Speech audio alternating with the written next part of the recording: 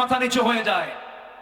এদেশের একজন শীর্ষস্থানীয় ধনী বেক্সিমকো গ্রুপের একজন মালিক, চেহারা তো মাশাআল্লাহ ফেরেশতা ফে, সূরতে জিবরাইল, সিরাতে শয়তান। পালানোর জন্য চেষ্টা করলো, অনেক চেষ্টা করেছে। টাকা দিয়ে সব হয়? আজ থেকে টাকা দিয়ে সব হয়? ওরা ভেবেছিল টাকা দিয়ে আর ক্ষমতা দিয়ে সব হয়। টাকা দিয়েও কিছু হয় না, ক্ষমতা দিয়েও কিছু হয় না। সাহায্য লাগে কার? সাহায্য লাগে কার? আজকে টাকা এবং ক্ষমতা বেনারেস, তার বড় প্রমাণ হলো এই বিগত ঘটনাগুলো। সালমান এফ রহমান পালানোর জন্য চেষ্টা করলেন,